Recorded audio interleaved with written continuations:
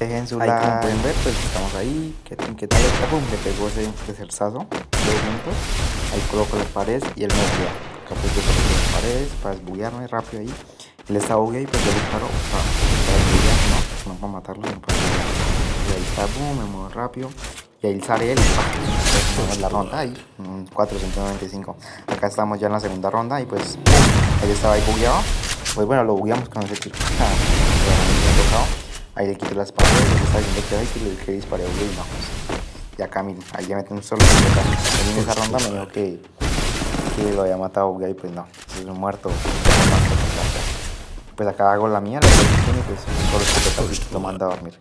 Acá estamos en la otra ronda, casi bien, me muevo, está insano, nos estamos encerrados, yo le disparé y pues me maté un solo tiro me quita los 500 de ella.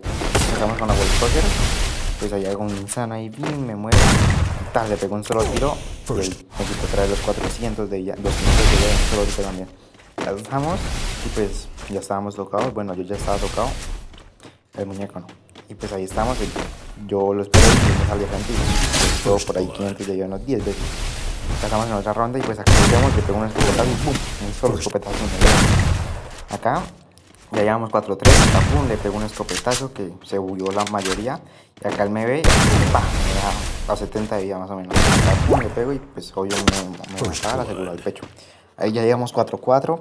Ya estamos en la otra ronda. Acá ya está una zona pequeña y ¡pum! Me mete una escopetazo y me mata. Ya le tenía bugueadísimas las paredes, como raro. Acá bien, él está allá, coloca una pared ahí para poder salir corriendo. Y acá vean, se me viene de frente, no le pego. Bueno, pues sí le pego, no le pegué. Y ahí me tumbo otra vez de un solo tiro. Acá ya estábamos, llegamos 6-4. Y dije, no, ya me ganó.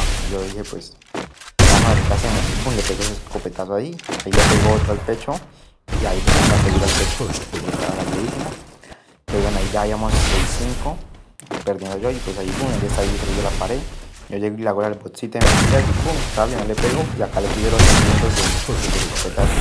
Ahí ya llevamos 6-6. Yo digo, no, pues en esa ronda yo lo estuve buscando. Solo clips como tal, mucho ese CATH. Pues ahí lo estoy buscando y pum, ese escopetazo y lo mato. Gracias.